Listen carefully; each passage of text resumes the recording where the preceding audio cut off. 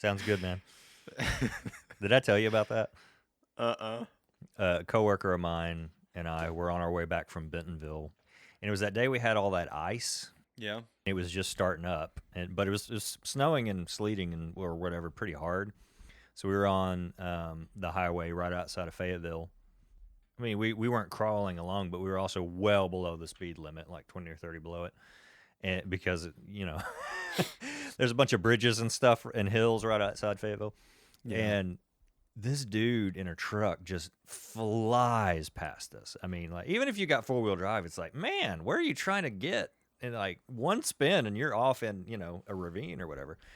And my coworker who was driving, without batting an eye, just kind of nodded and went, "Sounds good, man." Yeah. And so this has passed into our colloquial use at work and in my family and with several other of my friends. Anytime anything seems a bit sus, as the kids say, we all go, "Sounds good, man." Yeah. I like Yeah. it. My dad used to, when someone just looking for attention would do something, be it something like that, like revving a truck or, wearing something just ridiculous, he would just be like, that's cute. And every now and then I find myself saying it. Oh, that's cute. Yeah. That's savage. Yeah. Randy Savage. Sadly passed on. Mm. Oh, yeah. When the choice seems to be to tear down the church or build a wall around it, we aim to walk the narrow road of nuance through the wilderness between the warring factions and try to figure out what it means to love God and people well. So, in between. It's another episode. 53? 53. 54. Oh, yeah, you're right. It is 54. Yeah. I had it like at the top of my recording. I went on and typed the number so I wouldn't have to look for it later. But I didn't choose to look at it. I just guessed. I was wrong. I did the same thing, actually. Yeah. So that's bigger numbers. It means Yeah. we're doing something. Yeah, we'll continue to do the podcast. That's what we're doing. Yeah. We did set out to record last week. And I messed this one up. Normally it's Taylor's fault when we can't record. I'll put it on him. I say fault. It's there's an understanding that we try, and sometimes it doesn't happen. So Yep. we try and we don't judge. But yeah, I went out to a lunch with a friend and finished said lunch later than planned, which was good. It needed to happen that way, but that meant recording could not happen because Taylor didn't want to record at 4:00. So Taylor was doing something. nor did I. You were doing something. You were busy. Yeah. So no, I was just gonna put it a little more on you. But I had that was moved my on with fault my too. life at that point. You had. Yeah. So I care about y'all more than Taylor is what I'm saying. But no, we're trying and we're making slow strides. So It's like, do we want to get into how long it takes us to edit each episode? And which one? or of us to takes even hit the longer? record button Yeah. based on today. Uh-oh. My mic stands. He's broken getting his weak. mic stand, ladies. I and know. gentlemen. Which is maybe a good segue into y'all should go like and subscribe and share so one day we can afford better mic stands. Dang it. I quite like this one. It's just not working. My good one is at work, so I'm using Is one it? of my old ones. Yeah. Yeah. So last week we were going to record an episode about something that I don't know if we're going to record an episode about it or just mention it, because I do think it's worth mentioning in light of conversations we often have. But some things happened recently in the news that your brother was actually the first one to send me the notice of it, which I suspected I would see something like that. Because in January, many of you know, Michael Tait stepped down from the Newsboys pretty abruptly before a tour.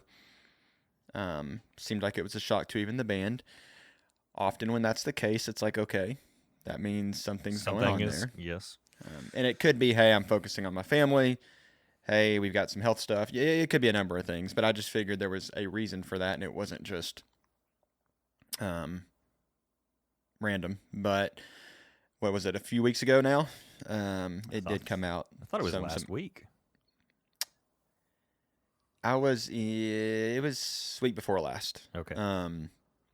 Yeah, so not quite a few weeks, but yeah, because I was walking around in Wisconsin when I got it, so that's when I was there. But yeah, some things have come out just around drug use, sexual abuse. We don't have to go into all of that necessarily, but obviously allegations at first, but he has since come out and admitted to pretty much everything from what I could tell, and has said he's sorry, that it was wrong. And I like something he said. He said, even if this makes you lose trust in me, which I understand, don't let it make you lose trust in God. And I thought that was relevant just based on even conversations we've had of stuff like this happening. I don't know. I would have loved to have recorded a full episode on this. Granted, I don't know that we need to because we've talked about it fairly frequently. We have episodes out there, don't we? Yeah, Shepherds and Stages, parts 1 and 2 specifically. But we've talked about leadership and platform and kind of the expectations of the Christian subculture on its leaders or on its idols even before in a number of their episodes, but those two in particular. Yeah, those are good ones. And I don't know, maybe we need a Shepherd and Stages part 3. But I think just updates and not just run people through the mud who have already been ran through the mud enough. But simply just so people know what's going on, just to say, hey, this is a problem, and it's going to continue to be a problem as long as we platform Christians instead of platforming God. Like this is what happens. It's a sinful world, and I firmly believe anyone's capable of anything if they're not seeking God's strength rather than their own. But yeah. Was there anything that stuck out to you as significant about this situation? A little bit, and not that it's not this way in other situations as well, but through one of the articles, which was at Christianity Today, that put it out, which I want to say our last episode, that's who put out the... No, it was the Gospel Coalition. Was that Okay, last one? Gospel Coalition. Christianity Today has really started kind of focusing, I feel like, on kind of revealing wolves in sheep's clothing, maybe to put it that way. That is Christianity Today. Yes, it is. Seems like that's fair. But they're the ones who, I believe, they helped put out the Mars Hill podcast, Rise and Fall of Mars Hill. The Ravi Zacharias story they kind of broke. And personally, I think that's good. Again, let's not drag people through the mud for the sake of doing it, but how do we take note of what's happening and do something about it? I think one of the things that stood out to me on this was the article referenced that this was a well-known or not so well-kept secret in Nashville. Yeah. That this was happening, that these things were going on. And I don't know, that struck me as interesting because it seems like we want to, if the wolf is in sheep's clothing, well, then we should protect them. And I don't know that that's always the case. That there's a lot of manipulators, and that's like a combination between manipulator and minotaur. I don't know what I'm saying. That's the new word for manipulators. There are a lot of manipulators that walk around in Christians' clothing, and I think they're more dangerous than the people who want nothing to do with Christianity, or the ones who are walking around as pastors and worship leaders and spiritual mentors that maybe shouldn't be, because we elevate them, we trust them, and then when they do break down, which again, we're people, that's likely to happen, it's just devastating. And so back to your question, it shocked me that was happening and was that well known, and no one did anything. And I mean, that's not like it happened last year. This was going on years ago. Yeah. So that stood out to me. I mean, was there anything for you? Honestly, what stood out to me was my reaction to it. So, I mean, like growing up I was born in '86, so we don't do the math and figure out how old I am. But DC Talk was a big old deal because multiracial, multi-music genre, taken seriously by mainstream non-Christian people. It was like they pushed a lot of boundaries artistically and relationally, and but stuck to the message, stuck to here's why we're here, here's what we believe, and people were cool with that, and it really opened a wider door for a lot of other different kinds of artists, musical and otherwise, who came after them, who were making a statement as people of faith artistically and with integrity, seemed to me anyway. Yeah. And so, like, when I read, it's sad to say we've seen so many of these kinds of things, these kinds of statements, allegations coming out, and a lot of them read kind of similar. And some of them come across as more sincere than others, for sure. But what I was interested by is I read his statement when it came out. I think his statement came out last week is what I was thinking. Yeah, I think you're right. And I found myself being like, man, not good for him. But I found myself realizing, oh, I'm taking him more at his word than I might somebody else. What's up with that? And I don't really know how to account for that because some of the stuff he did was pretty whack. So it's just interesting. Like, I'm sorry. You okay there, buddy? It caught me off guard. Pretty whack. You're right. It was pretty whack, man. I don't know. It's just in keeping with a '90s theme. Yes, very. It's just interesting. Like, and I don't feel defensive for him. It's not like if somebody was like, "This dude's," but I was interested because there were other people who were reposting it online and being just like, "Here we go again, another abuser, another person take advantage of people," and I was like, "Huh, I wonder why I didn't have that reaction." So I don't really, I haven't unpacked all that necessarily. It's just, it's interesting, isn't it, that depending on who it is and what your history is with them, you might respond differently. So, and it gets into like, well, then I found myself thinking, it's like, so what is it okay for this dude to do now? I mean, we've talked about, quote, deplatforming people, and at what point is your sin or your mistake enough that you don't need to be in front of people anymore. Like we've talked about Carl Lentz, for example, and he's pastoring a church again, and is that cool and everything? It's just like, it's an odd conversation, isn't it? Yeah. And it's hard to sort out your own feelings and what you feel is appropriate. So that's what stuck out to me, that I wasn't immediately like, oh, this piece of crap. It was like, I don't know. I don't know what all that means. No, and that's a good point, because I mean, I think more than deplatforming, like you want people to be restored. You want them to be renewed. And it's like, often you see the fall, and then within 8 months something's going on and they're back at it. And it's like, really? Is that time to be restored for what happened? I mean, maybe, but it seems quick. Like maybe you're just super restorative, like, and you have, maybe you're just super restorative. But it's it's like, that's quick, and you're right. I mean, it's tough when it's someone, even within the secular world. Something came out the other day about Jared Leto, having some allegations, and it's like, man, it's hard because I like a lot of what he does as an artist. Now, there's I used to. No way around him being weird. He's doing it having on purpose some strange too, things, like. and but it's like, and even, I mean, part of it's even the newer stuff that I don't like as much as, like, the This Is War album and some of that. I see him grasping for something more in a lot of his work, and it's like, man, I would love for you to one day, follow the path of whoever, Joe Rogan and all these others who seem to be kind of acknowledging that, okay, there's something here. But he hasn't. But it does. It hurts more when it's someone like that, or that you enjoy listening to. That there's an artist, and I'm not going to use a name because it would just seem really rude of me to call out that I think this person, something's going to happen. But there's someone in the Christian music industry right now that's being platformed so heavily.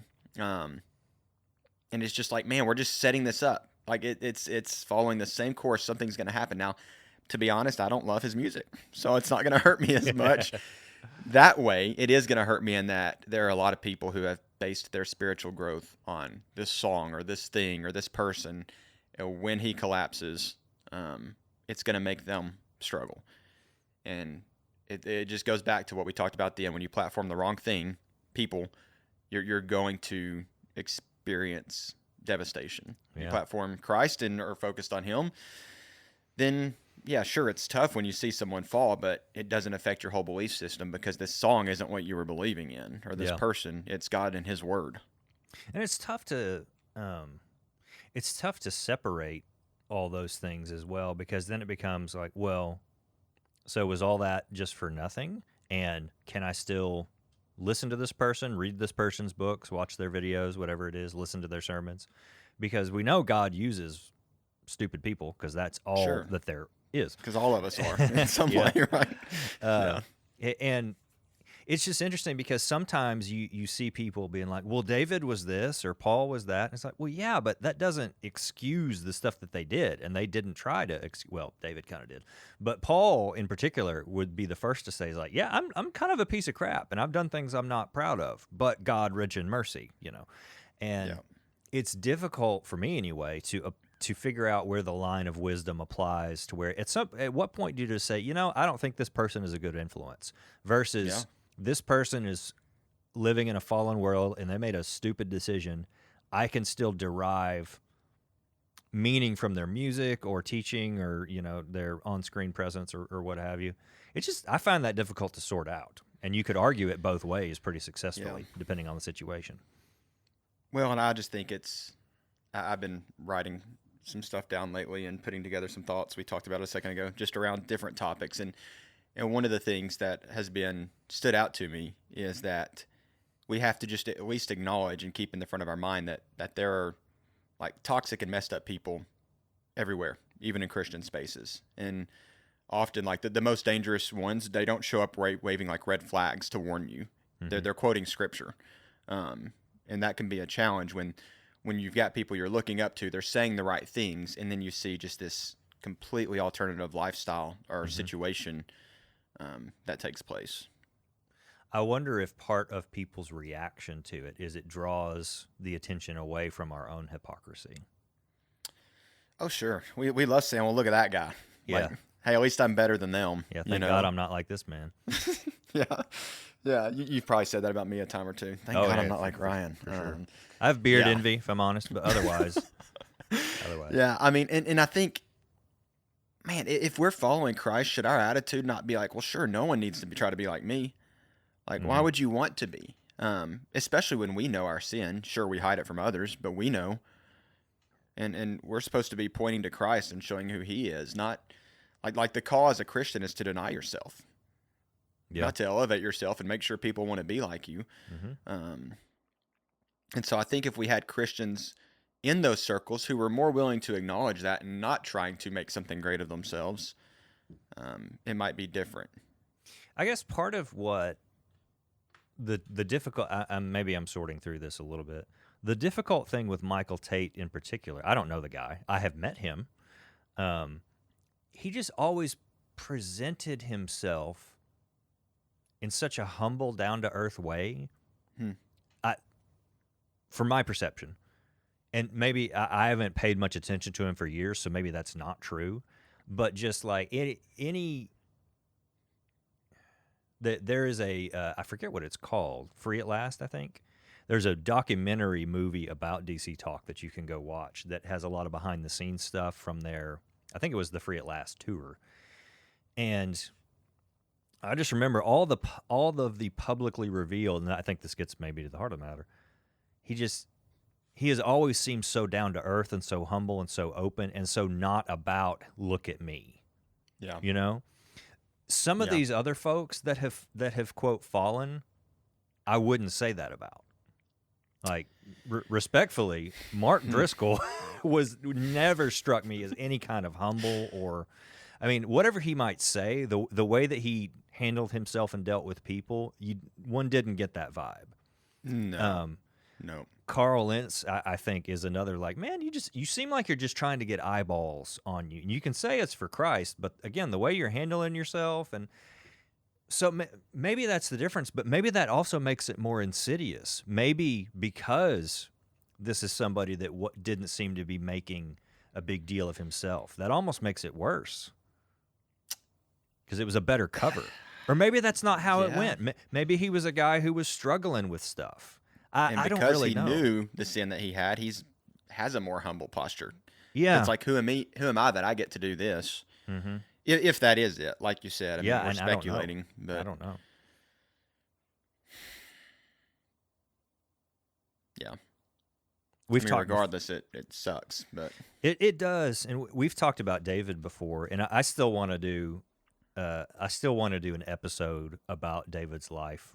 Titled something like "David Actually Sucks," or like the David you thought you knew, or something like that, because he has moments, and a lot of them. He has moments where he's supposed to be, but the story of David overall is not a redemptive one, and he ended his life very poorly. But people hold him up as this example of godliness, and man after God's own heart is something that we like to say. But that was said of him towards the beginning of his story, not the end. And he really took it off the rails pretty significantly. But then also, the writer of Hebrews reflects on him and calls him that. So what does that mean? It's just it's difficult, isn't it? Trying to parse how we're supposed to respond to these kinds of things and people in these positions. Yeah. Well, and there's does that mean what we think it means? I may have mentioned it on here before. Maybe we've talked about it. It was interesting, and I don't know. I need to look into it more. But I once heard it put that doesn't mean what we make it. It's really in reference when it says a man after God's own heart to how David cared for and looked at the nations, the mindset he had toward the nations. And if you look at Psalms, goodness, I don't want to make up a number, but consistently through the Psalms, you read about the nations. And so I heard it put that way, and I'm like, you know what? That makes sense a little more in some ways than him being more like this really godly man, because read your Bible. But it would make more sense in some ways for it to be, he cared about the nations. He was looking at the nations and trying to, I don't know, wanted God's love to be and power to be seen throughout the nations. It's And like, okay, if God has a heart for the nations and he did, well, then that makes sense. And I don't think it's a different or opposing take. I think it's potentially complementary to what you just said. Early in David's story, you run into a lot of him inquiring of God before he did anything. He'd say, hey, should I go here? Should I fight this battle? Should I go over to this city? And God would say, yes. And then it would say, and then he did it. And then there's a point in the story in which suddenly you realize, oh, he's not doing that anymore. So it could also be either instead of or in addition to what you said, that like he sought God's heart. Yeah. He wanted God to be the foundation of his decision making. Yeah. And then he did what God told him to do. And that like he was after it. Like literally, he was pursuing the heart of God, and he wanted God to comment on his decisions and be the basis of them until he didn't anymore. Yeah, right. Yeah, and I just looked it up 80 times, approximately 80 times in Psalms. Oh, that's a lot. References specific nations as well as broader mentions of all nations. Because I was thinking the number was like 60 something, and maybe that's reference to all nations. But yeah, I mean it's quite a few, and you're right. Maybe it is like, hey, as you pursue God's heart, and you're seeing these things. I mean, God's heart isn't. I mean, I would say it is for the nations, but it's also that we be obedient. It's also that we seek Him.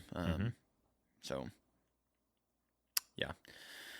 I don't know. I don't know if I have any further comment on the situation.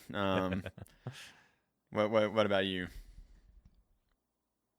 Yeah, I don't really know either. It's just, I don't know that I do have anything to add. It as you said earlier, it sucks. And there's not, even if he is restored, which is none of my business, frankly, restored and replatformed are two different things. Yeah. And,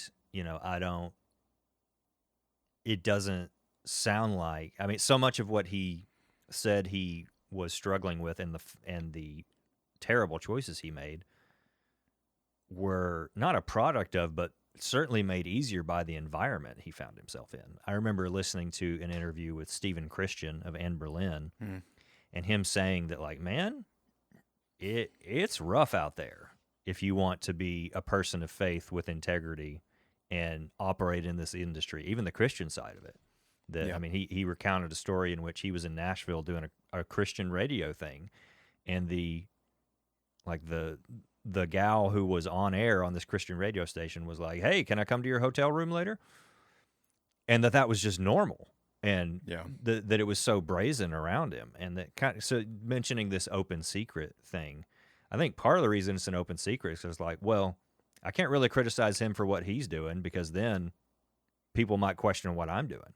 And it's just become so normalized, I think. Like, Yeah. yeah, I think that would be. I said I had nothing. I think that would be my. I mean, and you said it, but my last comment, like, just do not think that stuff's not within the Christian music industry. Or I remember, even worship artists, like, sometimes it's there. especially Yeah. worship artists. Yeah. I have two more anecdotes to share. One is I think of Tim Lambesis talking about, even before like that got to the worst of what it has become, him having this kind of loss of faith, but just continuing to go through the motions as though he hadn't, and that people would ask to pray with him, and he'd say, "Yeah, sure, go ahead," and he'd bow his head or whatever, and he said, to me, what I felt like I was doing is just encouraging that person. I wasn't hurting anyone, like it didn't hurt anybody to pretend, and it made them feel better. So I didn't see a problem with it. And, I got to continue earning my living. But I remember also I had a Bible teacher back in high school who said that there was this, we were talking about influence and leadership. And he said, he asked the question of the class. He said, who do we look to for examples? And I mentioned Christian bands because I was big into all that in high school, especially. And he was like, "Okay, I'm going to stop you right there." And he said, "Don't assume that just because somebody is claiming Christian and doing whatever it is they're doing, being a musician or an actor or a platformer or a podcaster or speaker, don't assume that they're somebody you should look up to." And he recounted that there was this band, I'm not going to say who it was, kind of older CCM, who came and did something at a church he was at, and he said it quickly became apparent that something was up, to the point that like one of the members of this band we ended up talking to and ended up leading him to Christ. Oh wow. So he's like, don't assume that, because it may not be as it appears. Yep. I will mention one more thing just because I think it came out after we talked about doing this, and this one did hurt more, because it's someone I like and followers of Christ, but need to breathe. Real recently, something came out. Bo, the brother, that quit the band 5 years ago ish, maybe a little more, came out accusing his brother of being a sexual abuser. And that kind of was tough, to hear. Now, I don't know the details. I don't know what's going on. Bear, who is his older brother, has come out and said, like, hey, he is very falsely representing some things that happened to both of us. That were not, it was not me abusing him. And, I was trying to give him space, but now he's coming at my family and me, and I've got to protect my family and way more. You can find the stuff. I think he posted his response under the Wilder Woods page, not the Need to Breathe page. But again, it's tough because you also don't know, like, man, there's people struggling with all sorts of things out there.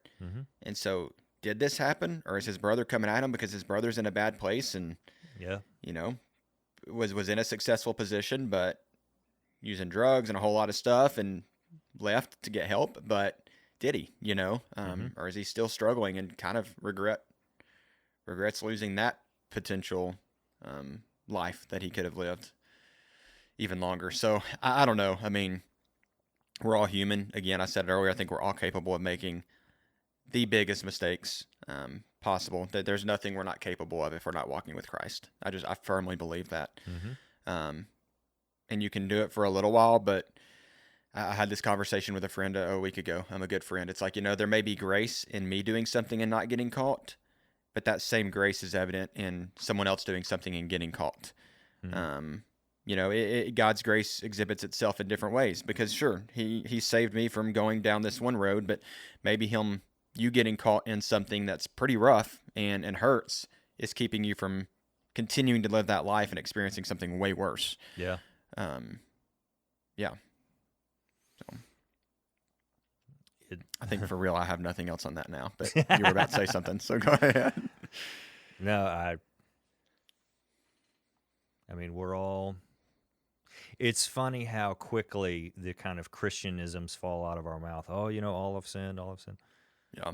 But to confront the reality of your brokenness is a different thing, and to understand your need is a different thing. And I think we wrongly take comfort in the idea of, thank God I'm not like these people, and there's somebody worse out there, and evil is something that happens over there, not in my own heart.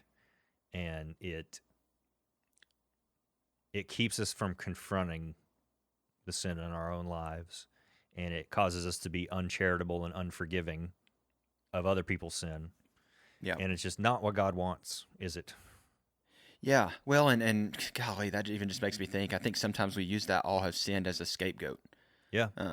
Like, oh, well, everybody's done it, so yeah, it's not whatever. Yeah. Instead of owning our sin, like Paul does. I'm the chief of sinners. Mm-hmm. I'm the worst of sinners. Like, I feel like that should be the approach we take. Not so we sit in shame, and we've talked about this before, but so that we acknowledge who we really are, and then because of that, how great God is, that He can pull us from that.